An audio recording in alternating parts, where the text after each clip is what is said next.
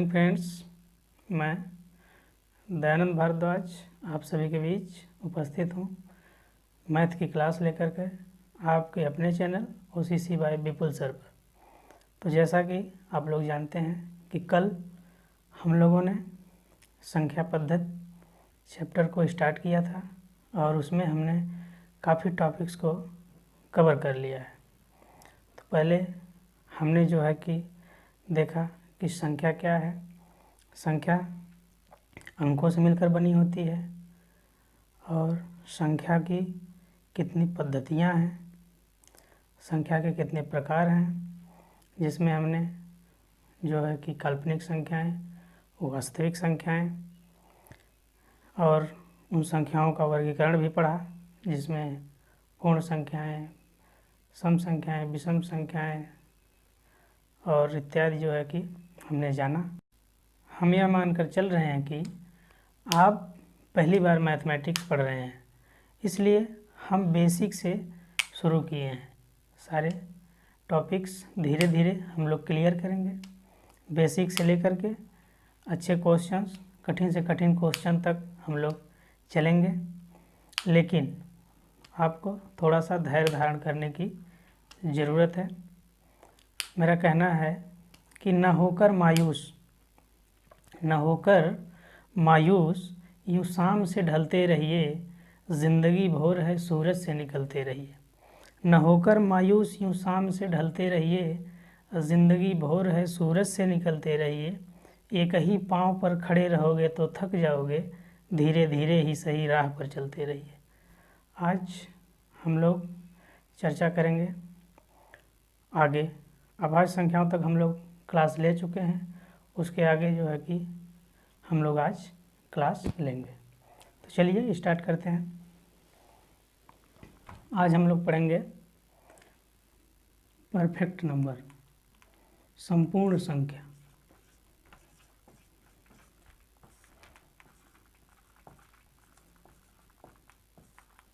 संपूर्ण संख्या यानी कि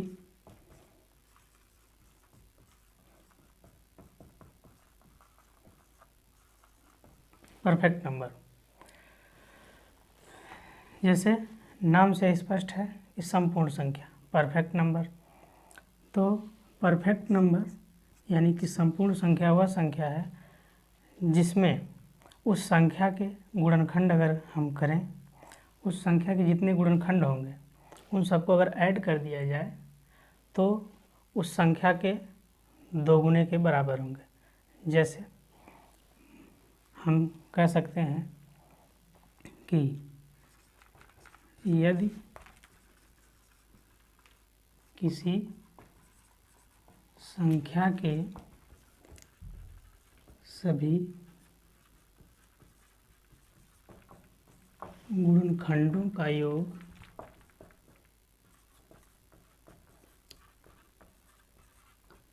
उस संख्या का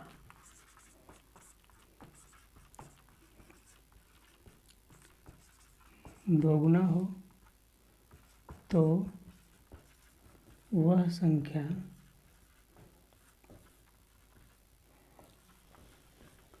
संपूर्ण संख्या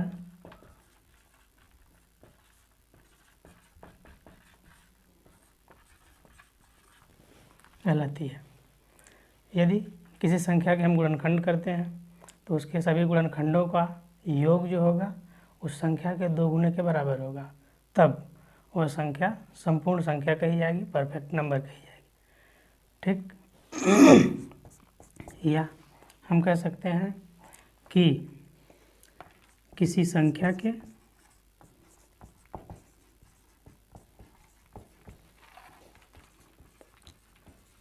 गुणनखंडों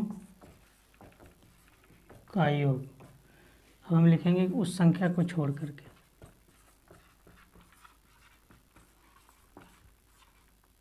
उस संख्या को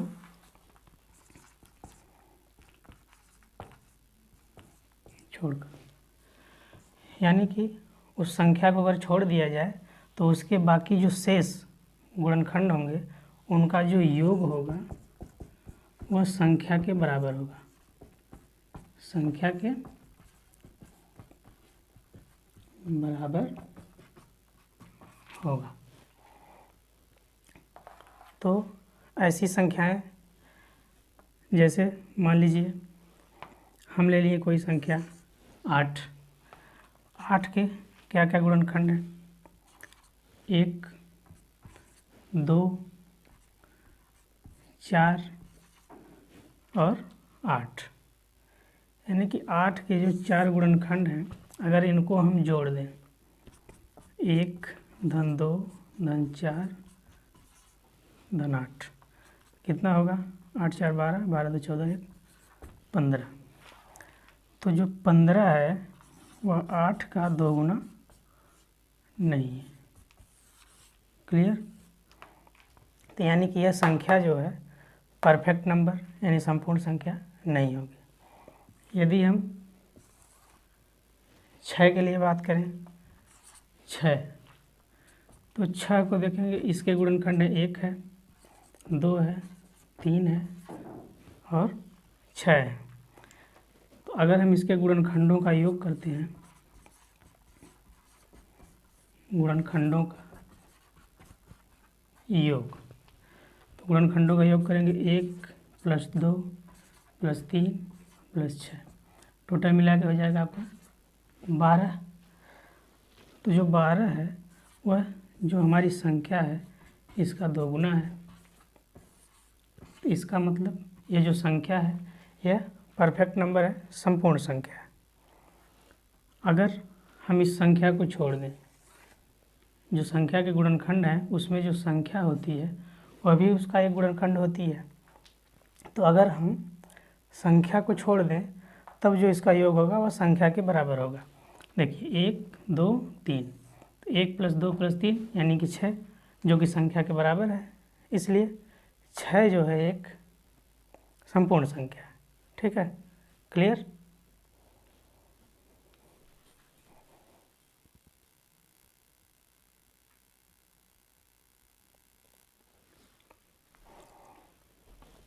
अब हम देखेंगे अगली संपूर्ण संख्या।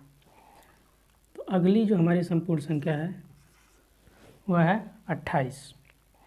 यदि हम 28 के गुणनखंडों को देखें तो 1 2 4 7 14 और 28, जिसमें जो 28 है यह वही संख्या है।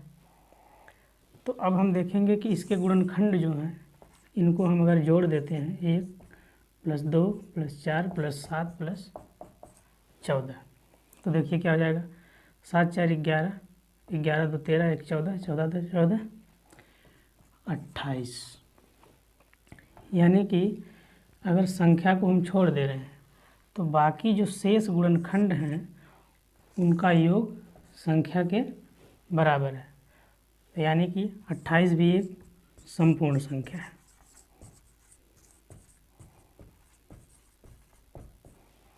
28 एक संपूर्ण संख्या है। ठीक है, इसके बाद जो तीसरी संपूर्ण संख्या है वह होती है 496।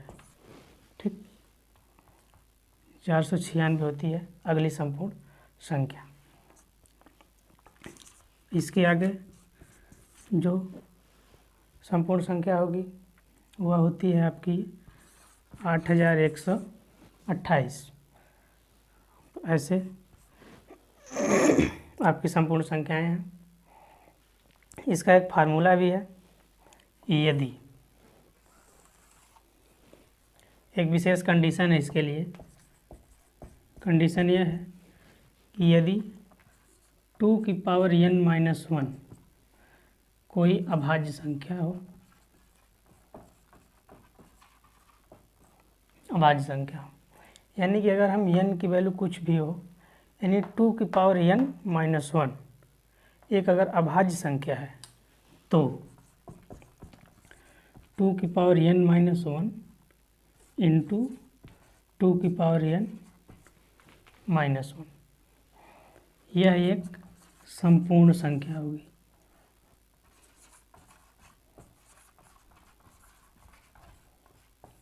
संपूर्ण संख्या होगी। आप ले सकते हैं। n की वैल्यू अगर हम लें, यदि n की वैल्यू हम लेते हैं 2, चलिए यदि हम n की वैल्यू 2 लेते हैं तो 2 की पावर 2 माइनस 1, यहाँ लेंगे हम 2, ठीक है। यहाँ हो जाएगा 2, ये हो जाएगा 4 माइनस 1, यानी कि हो जाएगा 2 गुणे 3, 6। 6 एक क्या है? संपूर्ण संख्या।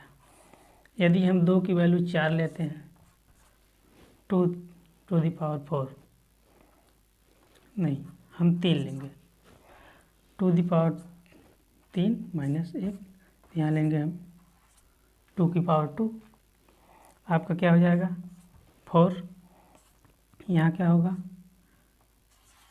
8 माइनस 1, यानी 4 गुणे 7, क्या आ गया 28। जो यहाँ पर आ रहा है आपका 2 की पावर n माइनस 1, यह 7 है।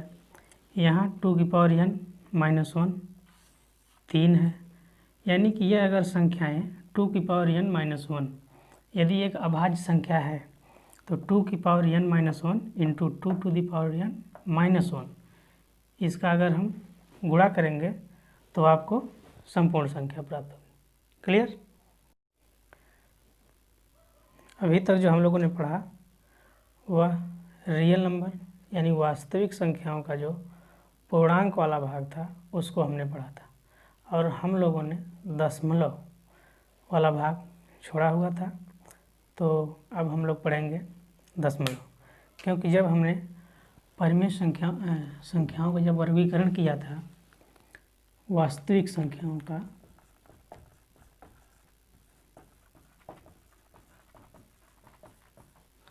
जब हमने वास्तविक संख्याओं का वर्गीकरण किया था तो उसमें एक था पूर्णांक और एक था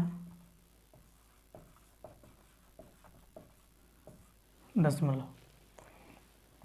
तो पूर्णांक में हमने जो है पढ़ा ऋणात्मक पूर्णांक, धनात्मक पूर्णांक। ऋणात्मक पूर्णांक में सम संख्याएं भी हैं, विषम संख्याएं हैं, शून्य था, पूर्ण संख्याएं हैं और प्राकृतिक संख्याएं। फिर हमने भाज्य संख्याएं, अभाज्य संख्याओं के बारे में भी पढ़ा, ठीक है। अब हम लोग पढ़ेंगे दशमलव। दशमलव संख्याओं के बारे में हम लोग पढ़ेंगे। दशमलव अंग्रेजी में कहेंगे इसको डेसिमल। जो दशमलव संख्याएं हैं वह दो प्रकार की हैं। एक होती है आवर्त दशमलव,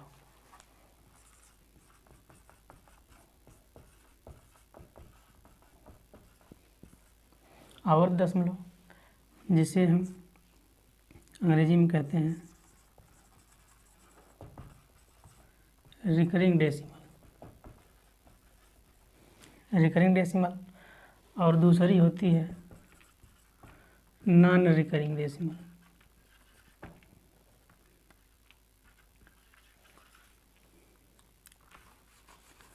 नॉन रिकरिंग डेसिमल यानी आवर्त दशमलव, ये होता है आपका अशांत दशमलव। अशांत दशमलव इसी को हम कह सकते हैं शांत दशमलव, ठीक। शांत दशमलव यानी टर्मिनेटिंग,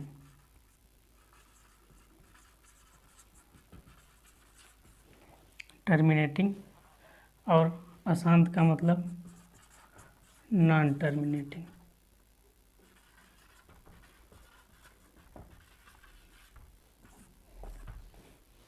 नॉन टर्मिनेटिंग आवर्त दशमलव, शांत दशमलव, नॉन रिकरिंग या नॉन टर्मिनेटिंग, अशांत दशमलव, ठीक। आवर्त दशमलव जिसमें संख्याएं 1, समय के बाद आनी बंद हो जाए दशमलव के बाद, जैसे 3.25, 5 पे आकर के रुक गई यानी शांत दशमलव, 3.336, इसमें भी शांत दशमलव। ठीक, अगर ऐसे हो 3.33333, यदि एक ही संख्या बार बार दोहराई जाए तो इसको हम लिख सकते हैं 3 की पावर 3 बार। तो यह जो है यहाँ पर आके शांत हो जाता है दशमलव। तो यह जो है संख्याएं इस प्रकार की जो शांत दशमलव में आती हैं।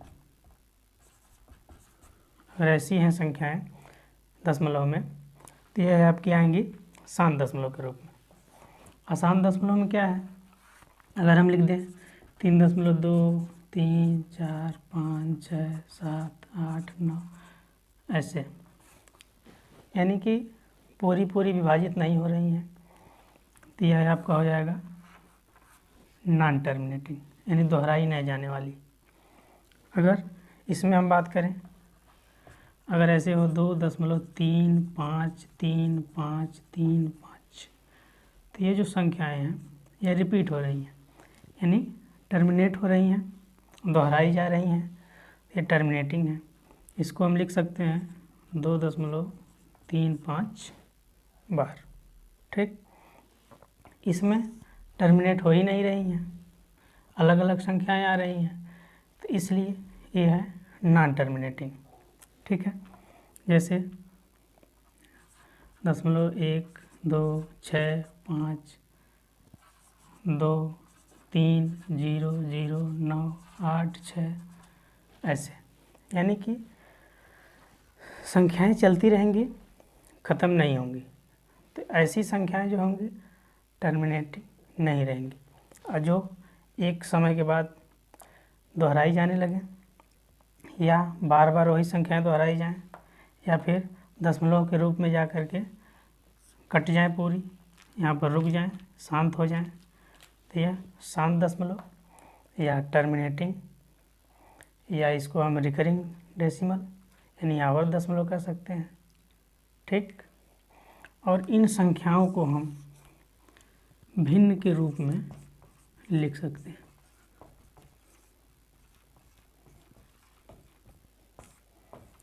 इन संख्याओं को हम भिन्न के रूप में बदल कर लिख सकते हैं। इनको हम भिन्न के रूप में बदल कर इनका मान नहीं निकाल सकते हैं। भिन्न के रूप में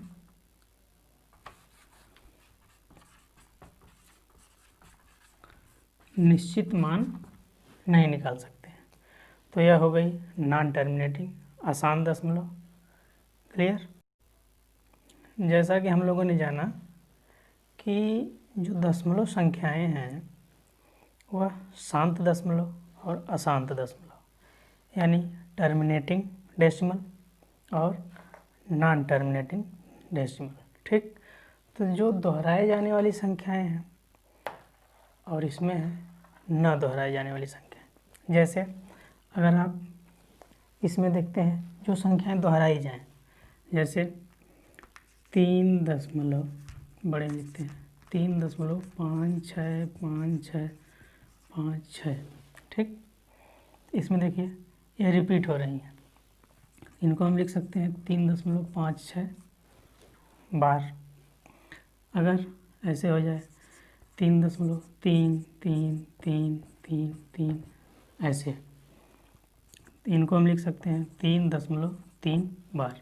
यानी जो नंबर रिपीट हो रही है, यदि 5 6 रिपीट हो रही है तो 5 6 के ऊपर बार, 3 केवल रिपीट हो रही है तो केवल 3 के ऊपर बार। यदि नहीं रिपीट हो रही है तो शांत हो जा रही है, जैसे 1.56 शांत, 2.3, 7.5, 8.6, 6.2.5 ऐसे।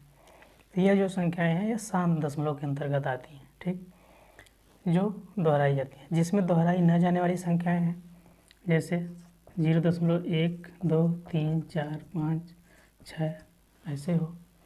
अगर हम ले लेते हैं √2।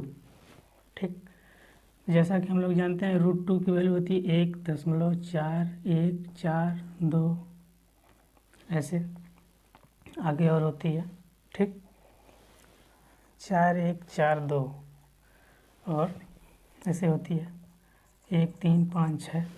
ठीक है, अगर हम बात करें √3 की, तो √3 की वैल्यू होती है 1.73205008, ऐसे।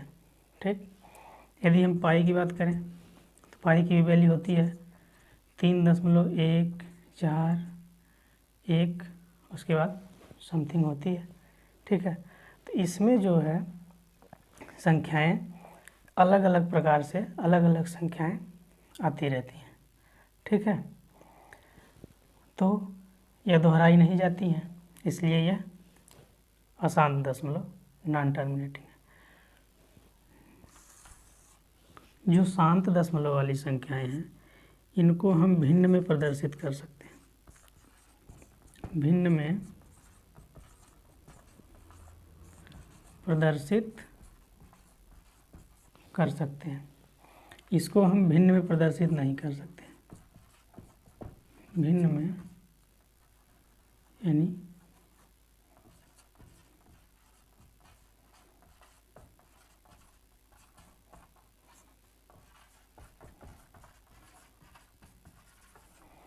इनकी पूर्ण वैल्यू नहीं आएगी, लगभग में इनका मान लिखा जा सकता है। जैसे पाई का मान लगभग में लिखा जाता है 22/7, यानी कि लगभग, अप्रॉक्सीमेट। √2 की वैल्यू हम लोग लिखते हैं 1.414, बस आगे छोड़ देते हैं। √3 की वैल्यू हम लोग लिख देते हैं 1.732, यही लेते हैं। लेकिन यह अप्रॉक्सीमेट वैल्यू है, यानी लगभग में है। ठीक है, और जो अगर हम बात करें 3.3 बार की, तो इसको हम लिख सकते हैं 3.3/9, तीन +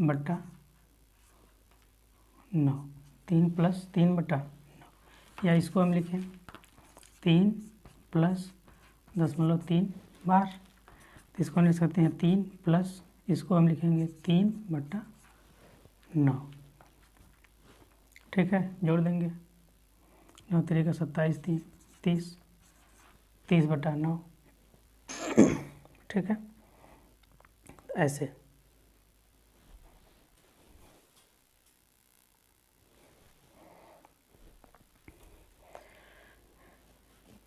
यह था हमारा वास्तविक संख्याओं का वर्गीकरण, जो कि पूर्णांक और दशमलव के आधार पर हम लोगों ने देखा। अब हम देखेंगे परिमेय संख्या और अपरिमेय संख्या, यानी परिमेय और अपरिमेय। वास्तविक संख्याओं को हम दो तरह से विभाजित कर सकते हैं, एक की परिमेय संख्याएं, दूसरी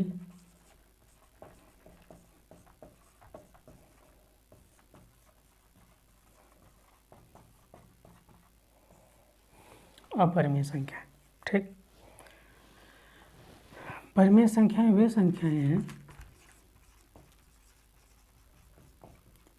संख्याएं जिनको हम P/Q के रूप में लिख सकते हैं। ठीक है, P/Q के रूप में लिख सकते हैं, जहाँ पर Q की जो वैल्यू है वो 0 नहीं होनी चाहिए। ठीक, और अपरिमेय संख्याओं को हम P/Q के रूप में पूर्ण रूप से नहीं लिख सकते। ठीक, अब जैसे अगर हम √2 की बात करें, √3 है, पाई है, इनकी जो वैल्यू है ये परफेक्ट नहीं आती है। यानी कि हम यह कहें कि जो आपके अशांत दशमलव वाले संख्याएं हैं, जो अशांत दशमलव वाली संख्याएं हैं वही है अपरिमेय संख्याएं, और जो शांत दशमलव वाली संख्याएं हैं वह परिमेय संख्याएं, ठीक। और शांत दशमलव की संख्याओं को हम परिमेय संख्या के रूप में लिख सकते हैं। परिमेय संख्या, या यूँ कहें तो भिन्न के रूप में इन्हें हम लिख सकते हैं।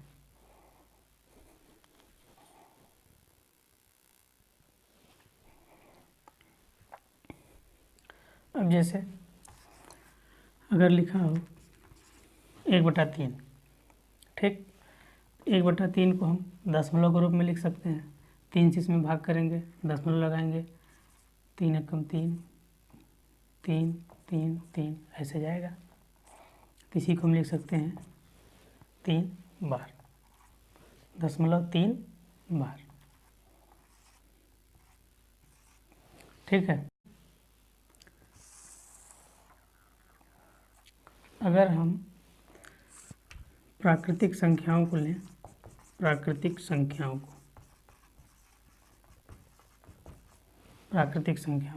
ठीक, अगर 1 2 3 4 5 6, ठीक है, तो हम इसके बटा 1 कर सकते हैं, इसके भी बटा 1 कर सकते हैं, इसके भी by one by one by one by one. तो यह आपका हो गई P/Q के फॉर्म में। यानी कि जितनी भी प्राकृतिक संख्याएं हैं वह आपकी P/Q के रूप में हम लिख सकते हैं।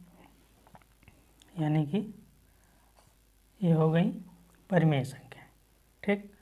अगर मान लीजिए कोई भी पूर्णांक हो, -6 हो, इसके भी बटा 1 लिख देंगे, तब भी यह P/Q के रूप में हो गई। केवल हमें यह देखना है कि जो नीचे की है वैल्यू Q यह 0 के बराबर नहीं हो सकती है, ठीक है। तो सभी जो संख्याएं होती हैं, जितने भी पूर्णांक हैं, पूर्णांक संख्याएं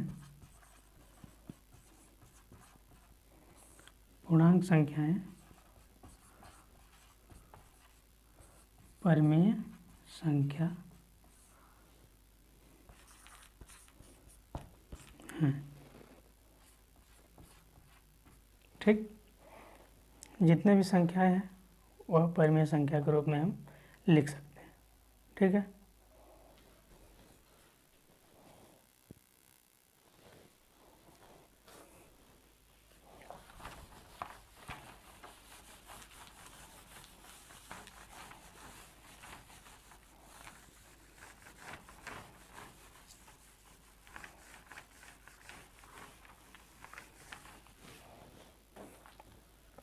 अब एक बात बताइए,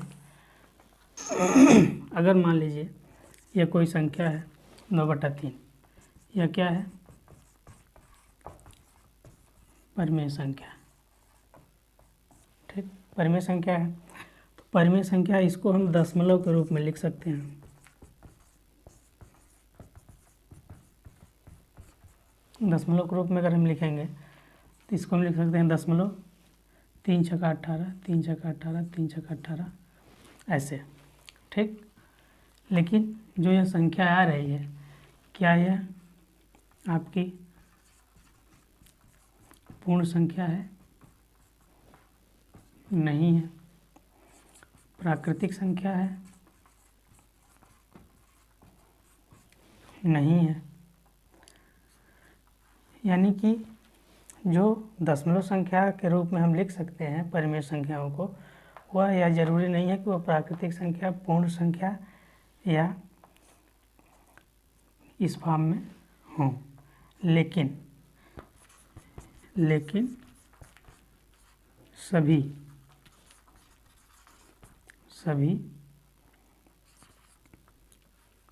प्राकृतिक व पूर्ण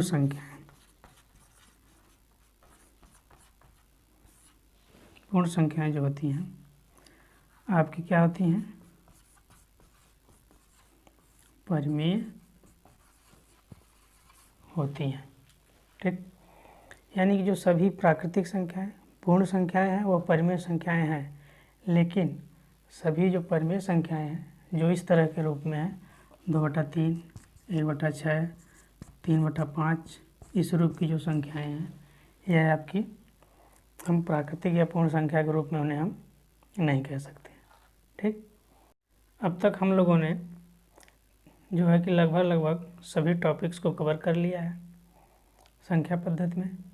कुछ टॉपिक्स के बारे में चर्चा अभी बची हुई है जो आगे हम लोग करेंगे। संख्याओं के बारे में जितनी बातें थी लगभग समाप्त हो चुकी हैं। अब जैसे जो आपका दशमलव पद्धति है,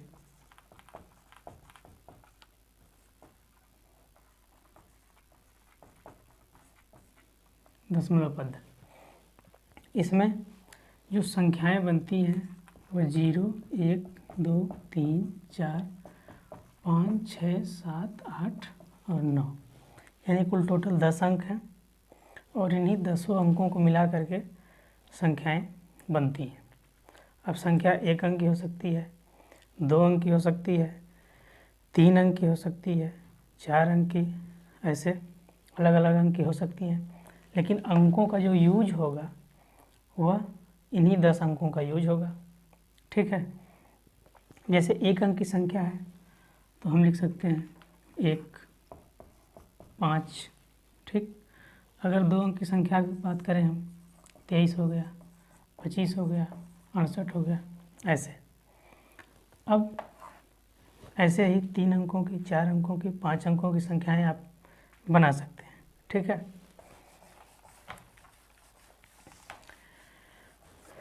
एक बात इसमें आती है स्थानीय मान, स्थानीय मान व आंकिक मान। एक स्थानीय मान होता है और एक आंकिक मान। ठीक है, तो हम स्थानीय मान और आंकिक मान कैसे निकालेंगे इसके बारे में हम लोग चर्चा करेंगे। ठीक है, अब जैसा कि सभी लोग जानते हैं कि जो इनमें इकाई होती है जिसको हम मापते हैं इन संख्याओं को, वो है, अब जैसे संख्या हमें लिखनी है तो वह इकाई, दहाई, सैकड़ा, हजार, 10,000, लाख, 10 लाख, करोड़, 10 करोड़, अरब, 10 अरब, खरब, 10 खरब, ऐसे इकाई, दहाई, सैकड़ा, हजार, 10,000, लाख, 10 लाख, करोड़, 10 करोड़, अरब, 10 अरब, खरब, 10 खरब, नील, 10 नील, ऐसे है। ठीक है, इकाई में आप एक, दहाई का मतलब 2 अंक, सैकड़े का मतलब 3 अंक तक संख्या है, हजार में 4 अंक की, 10,000 में 5 अंक की संख्या, लाख में, ठीक है, 10 लाख। ठीक, ऐसे जो है कि हम आगे बढ़ते जाते हैं। ठीक है, अब मान लीजिए हमें 3 अंक की संख्या कोई बनानी है, 5, 6 और 7 अंकों का यूज करके हमें संख्या बनानी है। तो हम जिस संख्या को इकाई अंक पर रखना चाहें इकाई पर रखेंगे, जिसको दहाई पर रखना चाहें दहाई पर रख सकते हैं, और जिसको सैकड़े पर रखना चाहें उसको सैकड़े पर रख सकते हैं। अब मान लीजिए हम 5 को रखते हैं इकाई के स्थान पर, ठीक, 6 को दहाई के स्थान पर और 7 को सैकड़े के स्थान पर रखना चाह रहे हैं। ठीक, तो हम 5 में 1 का गुणा करेंगे और 6 दहाई है तो इसमें 10 का गुणा करेंगे। 7 सैकड़ा है तो 7 में हम 100 से गुणा करेंगे। अब जो हमारी वैल्यू आएगी 5, 60 और 700, इसी को हम लिख सकते हैं 700 + 60 और +5, तो हमारी संख्या होगी क्या 765। अब इसमें हम देखेंगे कि जिससे इकाई से गुणा किए हैं 5 में 1 से, तो यह इकाई के स्थान पे, 6 या दहाई, 7 या सैकड़ा के स्थान पे, यानी कि यह संख्या 1 का गुणा किया गया है, इस संख्या में 10 का गुणा किया गया है, इस संख्या में 100 का गुणा किया गया है। ठीक, तो अब जैसा कि हम देखेंगे कि इनका जो स्थान है उस स्थान के अनुसार इनमें गुणा हम करते हैं। तो इस तरह से हम अलग अलग अंकों की संख्याएं बना सकते हैं। ठीक, अब हम लोग चर्चा करेंगे स्थानीय मान के बारे में। स्थानीय मान क्या है, आंकिक मान क्या है।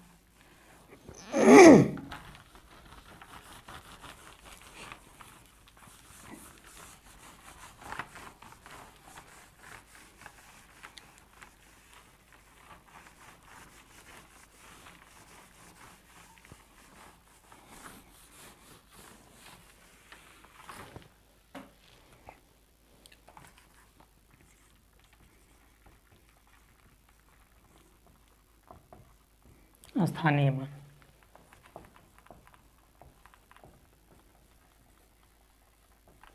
प्लेस वैल्यू, यानी जिसका जहाँ पर स्थान होगा वह जो वैल्यू इनकी है वही कहलाएगी स्थानीय मान, प्लेस वैल्यू। अब जैसे मान लीजिएगा एक संख्या है ऐसे, अगर इसमें कहा जाए कि 7 का स्थानीय मान बताइए, तो 7 को हम देखेंगे कि किस स्थान पे, इकाई, दहाई, सैकड़ा, यानी यदि यह 7 सैकड़े के स्थान पे है तो हम 7 में 100 से गुणा करेंगे। अगर यह भी एक 7 है, यह 7 1000 के स्थान पे है, तो इसमें हम 1000 का गुणा करेंगे, तो यहाँ आएगा 700, यहाँ आएगा 7000, यानी यहाँ पर जो 7 का स्थानीय मान है, स्थानीय मान, 2 मान हमें प्राप्त हुए हैं। एक 7 का स्थानीय मान 700 और दूसरा 7 का स्थानीय मान 7000, क्योंकि इसकी स्थान अलग अलग है। अब अगर हम 5 के स्थानीय मान की बात करें,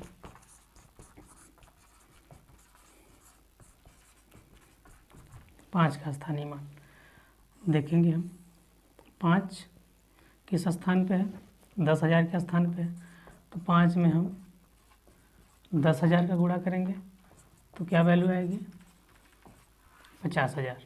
ठीक, यानी 5 का स्थानीय मान क्या होगा 50,000।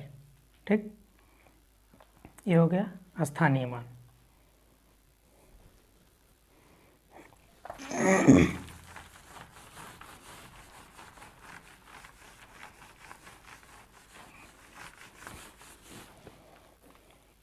अब अगर हम बात करें, मान लीजिए कोई दूसरी संख्या ले लिए,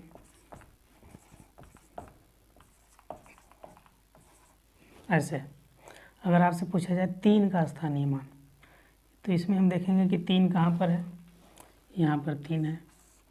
ठीक, तो हम 3 गुणा इकाई, दहाई, सैकड़ा, हज़ार, तो हम इसमें 1000 का गुणा कर देंगे, तो क्या वैल्यू आ गई, यानी इसका मान आ गया 3000।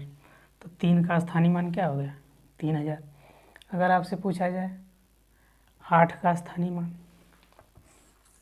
8 गुणा 8 किस स्थान पे है, इकाई, दहाई, सैकड़ा, हज़ार, 10,000, लाख, यानी लाख के स्थान पर है 8, तो 8 में हम गुणा करेंगे 1 लाख, ऐसे। ठीक है, इसकी वैल्यू आ जाएगी 8 लाख, यानी 8 का स्थानीय मान 8 लाख और 3 का स्थानीय मान 3000। जिसका जहाँ पर स्थान होगा वहाँ पर उसका स्थानीय मान निकालने के लिए उसका हम गुणा करेंगे। अगर इकाई के स्थान पे है तो 1 का गुणा, दहाई के स्थान पे है 2 का गुणा, लाख के स्थान पे है तो 1,00,000 का गुणा, और 1000 के स्थान पे है तो 1000 का गुणा करेंगे। ठीक,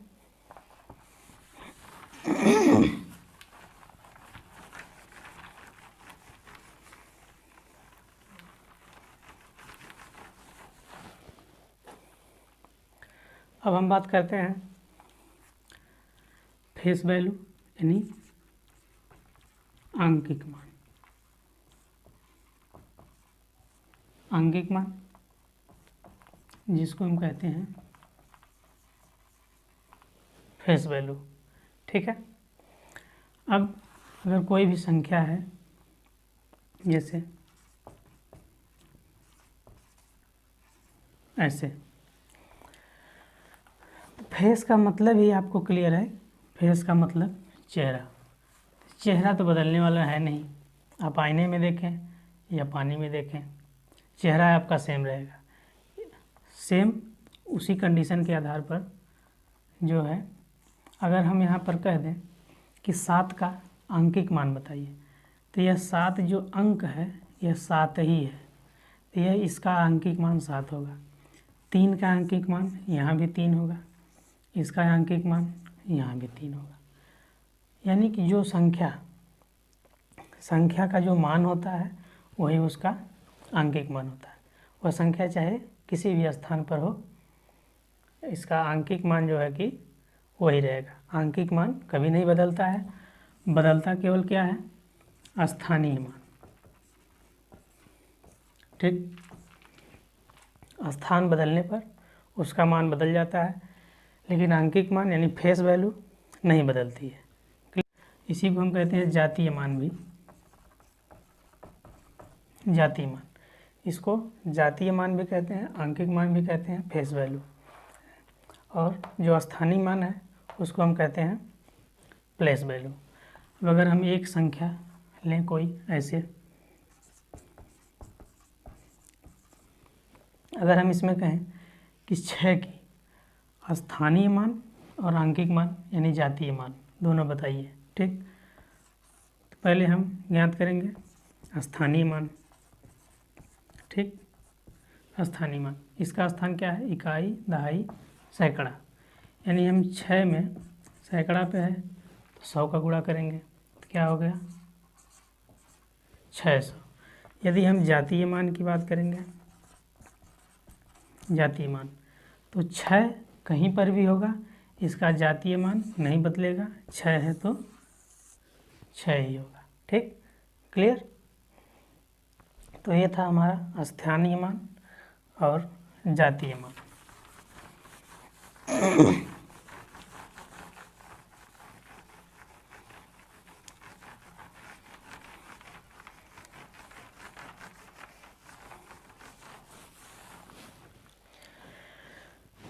तो अब तक हम लोगों ने पढ़ा कि संख्या क्या है, संख्या की पद्धतियाँ क्या हैं, संख्या का वर्गीकरण किस प्रकार से है, और वर्गीकरण के अंतर्गत कैसी कैसी संख्याएं हैं, और उन सब के बारे में हम लोगों ने विस्तृत जानकारी प्राप्त की। यदि संक्षेप में देखा जाए तो पहले हम लोगों ने जाना अंक क्या है, अंक से संख्याएं। ठीक, अंक से संख्याएं बन गई, और संख्याओं को प्रदर्शित करने की पद्धतियाँ तो हमने मुख्य रूप से जाना कि दशमलव पद्धति,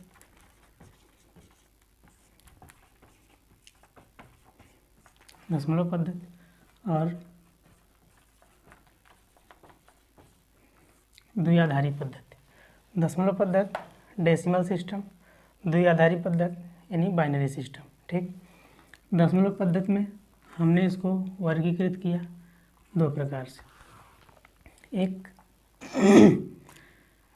वास्तविक संख्याएं,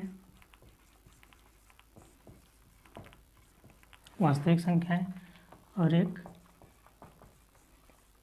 काल्पनिक संख्याएं, और इन दोनों संख्याओं को मिला करके बन गई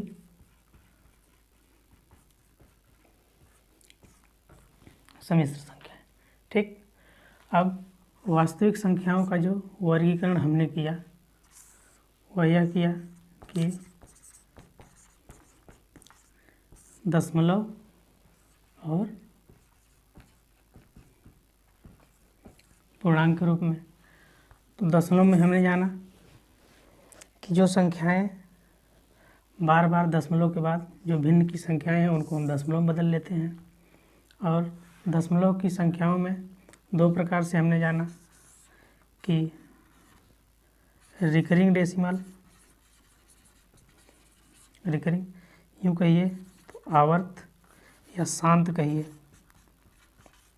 शांत दशमलव, और एक तरफ अशांत दशमलव। ठीक। पूर्णांक में हमने देखा कि ऋणात्मक पूर्णांक है और धनात्मक पूर्णांक। ठीक। तो ऋणात्मक और धनात्मक दोनों के बीच में एक शून्य होता है जो न्यूट्रल होता है, जो न तो धनात्मक है न ही ऋणात्मक। अब इसमें आपने पढ़ा सम संख्या, विषम संख्या। ठीक। और यह दोनों में होती हैं, ऋणात्मक और धनात्मक जो है इसमें सम और विषम दोनों प्रकार की संख्याएं होती हैं। और हमने धनात्मक पूर्णांक के बारे में अलग से पढ़ा। क्या? धनात्मक पूर्णांक। ठीक। तो धनात्मक पूर्णांक में हमने पढ़ा एक तो भाज्य संख्याएं और दूसरी अभाज्य संख्याएं। ठीक। भाज्य संख्याएं जिनके कम से कम 3 गुणनखंड। ठीक। यानी 2 से अधिक गुणनखंड होंगे, 3 गुणनखंड तो भाज्य संख्या। अगर केवल 2 गुणनखंड हैं, केवल दो गुणनखंड, तब जो है यह संख्या अभाज्य संख्या होगी। यदि किसी का केवल एक ही गुणनखंड है, केवल एक गुणनखंड। ठीक। अगर केवल एक गुणनखंड है यानी कि यह संख्या न तो भाज्य है न ही अभाज्य। ठीक। तो भाज्य हो गया, अभाज्य हो गया, और सम, विषम, धनात्मक पूर्णांक, ऋणात्मक पूर्णांक। ठीक। दशमलव, दशमलव में हमने देखा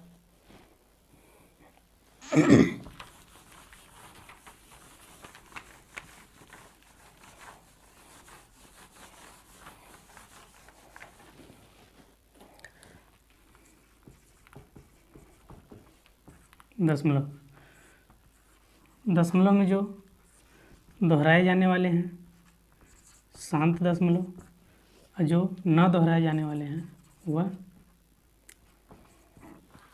अशांत दशमलव। जो शांत दशमलव हैं इनको हम कहते हैं परिमेय संख्याएं। ठीक। और परिमेय संख्याओं को हम P/Q के रूप में लिख सकते हैं, जहाँ Q की वैल्यू 0 नहीं हो सकती है। अशांत दशमलव इनको हम कह सकते हैं अपरिमेय संख्याएं।